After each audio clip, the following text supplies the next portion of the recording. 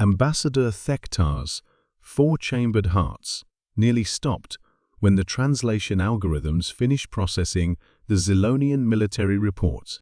The massive Cytherian diplomat, standing nearly 3 meters tall with crystalline scales that shifted from deep blue to violent crimson, read the data stream 3 times before the full horror of what he was seeing finally registered.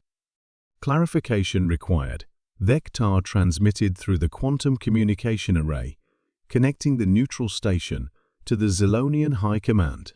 Your military forces have detained human juveniles? General Voxmar's holographic projection flickered slightly as it transmitted across 17 light-years of space.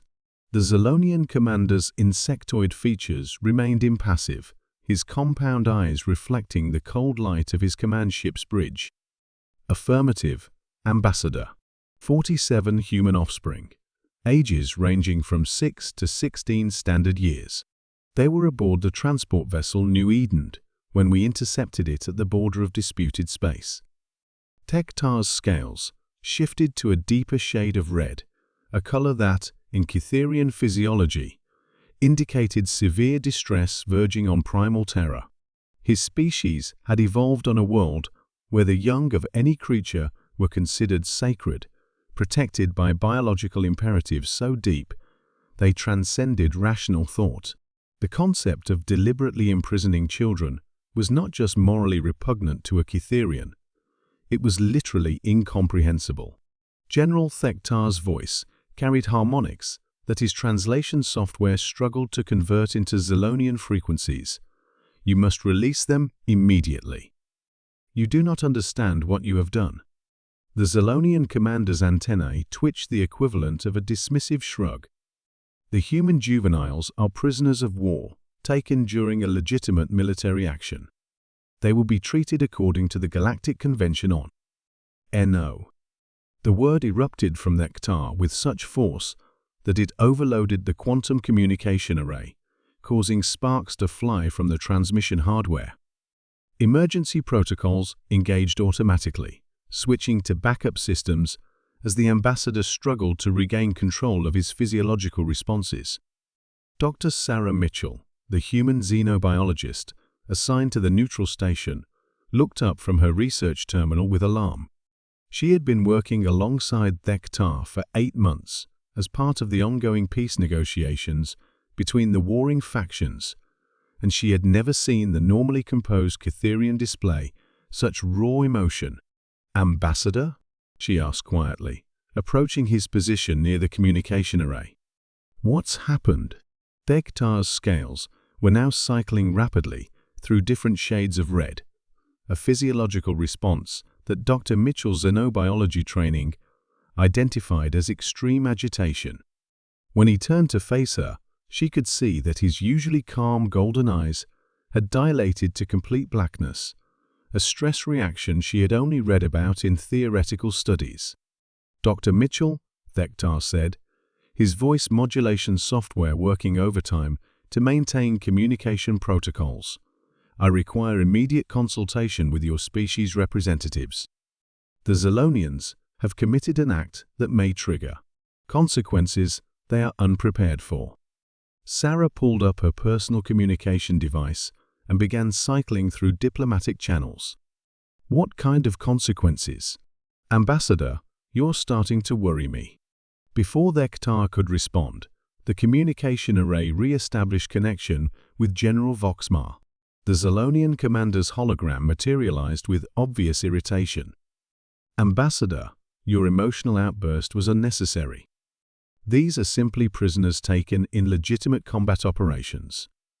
"You imprison children," Thektar repeated, each word carefully modulated but carrying undertones that made the station's artificial gravity fluctuate slightly. "Human children. Do you have any concept of what this means?"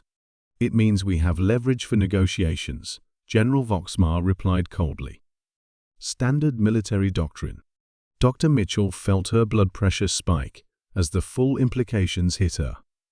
"Oh no. Oh, this is very bad." She turned to her communication device and began transmitting on emergency frequencies. This is Dr. Sarah Mitchell on Neutral Station 7.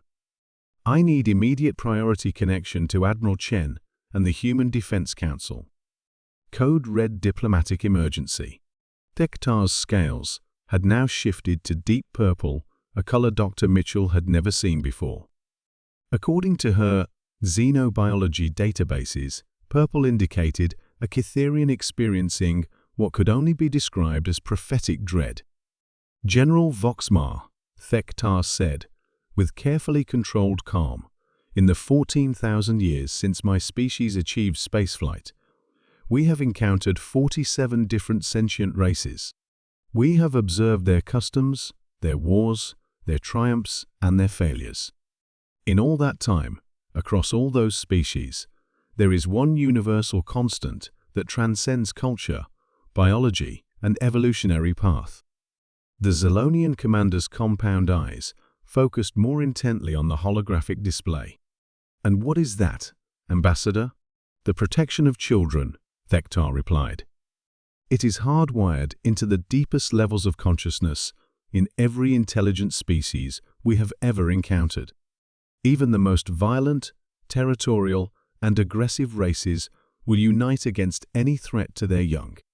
It is the one line that, once crossed, eliminates all possibility of reason, negotiation, or mercy. General Voxmar's antennae twitched again, but with less certainty this time. These are enemy combatants. They are children, Dr. Mitchell interrupted, her own voice carrying the sharp edge of barely controlled human fury. 6-year-olds, General. You've imprisoned 6-year-old human beings. The communication array suddenly lit up with incoming transmissions from across human space. Admiral Chen's voice came through first, tight with barely controlled rage. This is Admiral Chen of the Human Defense Fleet. We've received reports that Zelonian forces are holding human children as prisoners. I need immediate confirmation of this information. Before anyone could respond, more voices began flooding the channel. Captain Williams from the Jupiter Defense Grid, if this is true, we're mobilizing every available ship. Commander Petrov from Mars Command, the entire 4th Fleet is changing course to the Zelonian border. President Morrison from Earth Central, this is a declaration of war against humanity itself. Tektar watched the cascade of human military responses with something approaching awe. Dr. Mitchell was frantically trying to coordinate damage control, but the reactions were spreading faster than any diplomatic intervention could contain them. General, Tektar said quietly, you have approximately 6 hours before the entire human species arrives at your position with every weapon they possess. Humans are remarkably aggressive when their children are threatened. More importantly, every other species in the galaxy will support them. You have violated the one universal law that supersedes all others. General Voxmar's holographic image flickered as reports began reaching his command ship. Zelonian outposts across the border were detecting massive human fleet movements. Ships that had been engaged in routine patrols were suddenly changing course, abandoning their positions to converge on his location. This response is disproportionate, the general said, his confidence beginning to waver. They are only children. Only children? Tektar's scales shifted to a color that made the translation software emit warning alerts. General, you have just committed the equivalent of a war crime against every sentient species simultaneously. The Vegan Confederation will support humanity. The Rigel Collective will support humanity. Even the notoriously neutral Centauri Trade Union will support humanity. You have united the entire galaxy against your people. Dr. Mitchell looked up from her communication terminal, her face pale. Ambassador, I'm reading massive fleet movements from over 30 different species. They're all converging on Zelonian space. General Voxmar's compound eyes registered what might have been the first hints of panic. But they're just human offspring. Release them now, Tektar said with final authority. Return them to their families immediately and pray to whatever deities Your species reveres that humanity is willing to show you the mercy you refuse to show their children. Because I guarantee you, General, the alternative is the complete annihilation of your civilization. The holographic connection went silent as General Voxmar cut the transmission to consult with his superiors. Dr. Mitchell looked at the massive Cytherian ambassador with new understanding. That's why you reacted so strongly. You knew this would happen. Thektar's scales finally began to shift back toward blue, though they retained dangerous undertones of red. Dr. Mitchell, in all the galaxy, there is no force more powerful than a parent protecting their child. Your species has just demonstrated why humans are considered one of the most dangerous races in known space. You don't just fight for territory or resources. You fight for each other. Within 3 hours, the Zilonian High Command had issued formal orders for the immediate release of all human prisoners. The children were home by nightfall.